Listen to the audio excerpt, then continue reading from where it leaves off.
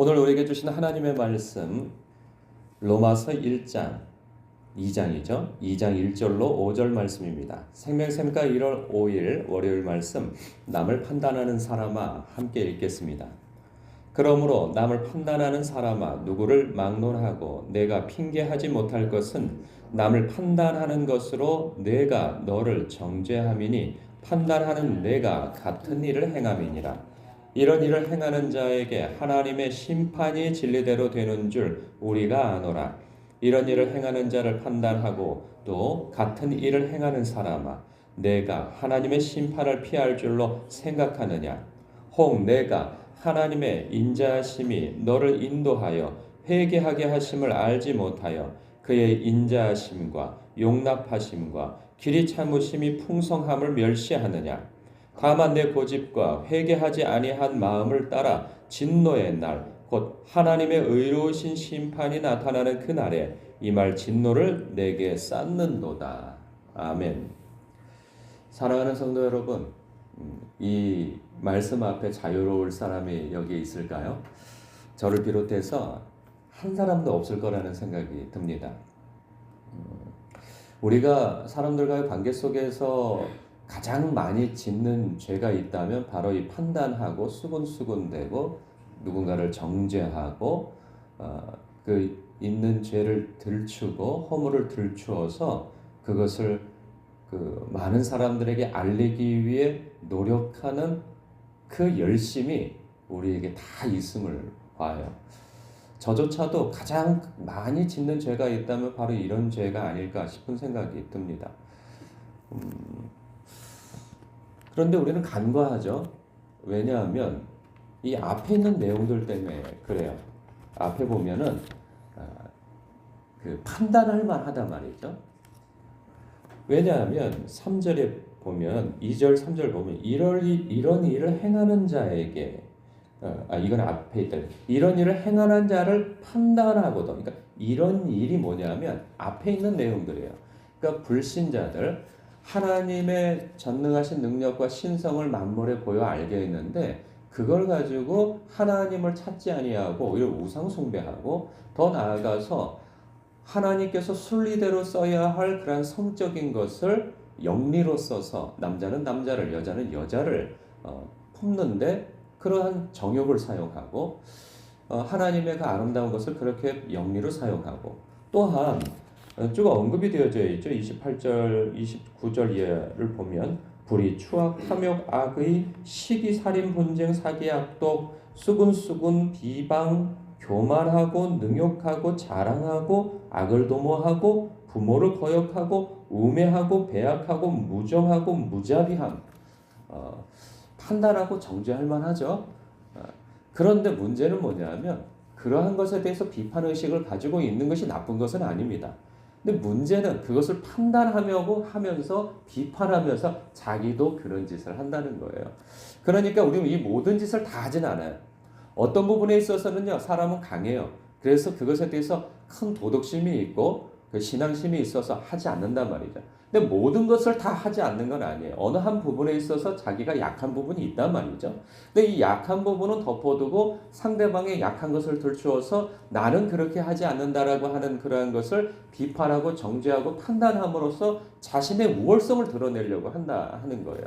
그런데 이것은 자신은 몰라요. 자신은 몰라. 저는 이거 어느 때 느끼냐면 전에 한번 그랬어요. 운전을 하다 보면은 상대방의 잘못된 운전 습관에 대해서 막 판단하고 정지하고 그래요. 아니 어떻게 운전을 저렇게 하나 막 그런단 말이죠.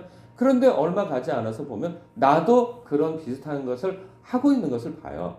그러니까 불가피하게. 근데 내가 하는 것은 불가피한 거고 저 사람이 하는 것은 그 못된 거죠. 이기적이고 상대방의 안전은 뒤로하고 자기 이기적인 그런 행동을 한다고 해서 막 성토를 하는데 내가 할 때에는 그럴 수밖에 없었어라고 하는 것으로 그냥 넘어가는 거죠. 왜 그걸 이해를 못해요? 왜 그걸 양보를 안 해? 막 이렇게 나간단 말이죠. 그러니까 사람은 자기의 허물을 절대 보지를 못해요. 우리도 마찬가지예요. 그런데 문제는 뭐냐면 이렇게 막 허물을 들추고 판단하고 정죄하는 것은 하나님께서 가장 싫어하시는 죄 가운데 하나라는 거예요. 그리고 또 문제는 뭐냐? 이렇게 판단하고 정죄하는 것은 왜 하나님께서 싫어하시고 미워하시는 것이냐? 자신이 하나님의 자리에 서서 자꾸 다른 사람의 판단을 하고 있다는 거죠. 그러니까 하나님이 하실 일을 월권하는 거예요.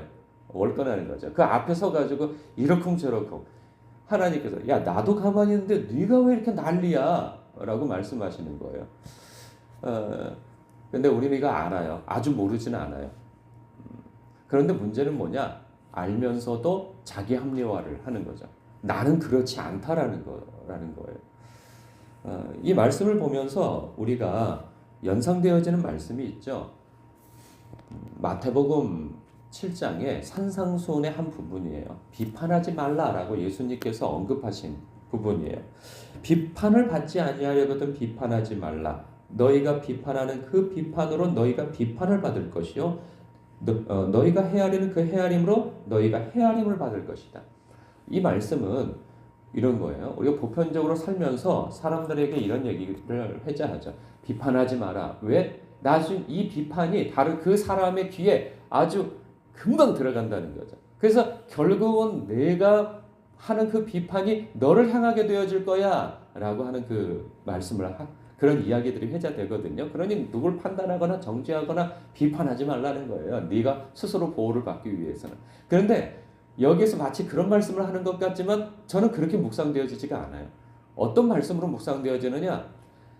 이런 말씀이에요.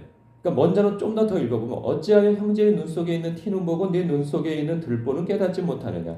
보라, 내 눈 속에 들보가 있는데 어찌하여 형제에게 말하기를 나로 내 눈 속에 있는 티를 빼게 하라 하겠느냐? 외식하는 자여, 먼저 내 눈 속에서 들보를 빼어라. 그 후에야 밝히 보고 형제의 눈 속에 있는 티를 빼게 하리라.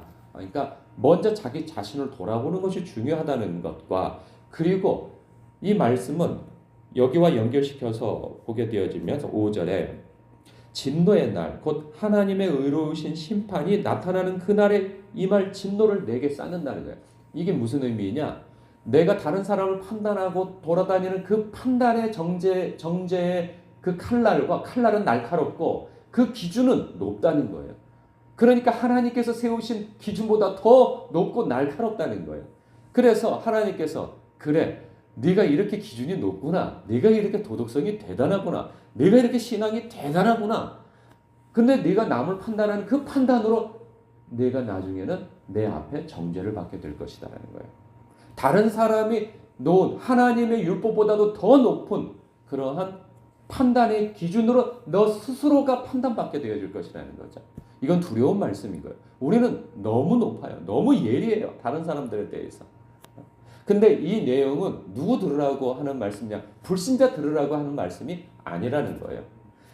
이것은 로마 교회 안에 있는 이 갈등을 조장하고 있는 유대 그리스도인들, 그러면서 자기 자신들의 그 우월한 도덕성과 신앙심, 이것을 자기 의에 똘똘 뭉쳐있는 그 사람들이 상대적으로 낮은 도덕성을 가지고 있는 헬라인 그리스도인들을 대상으로 그렇게 손가락질을 하고 성토를 하고 판단하고 정죄하여서 교회를 4분 5열 만들어버리는 그 사람들에 대해서 말씀하고 있는 거예요. 그러면 우리는 이거에 자유로우냐? 아니요.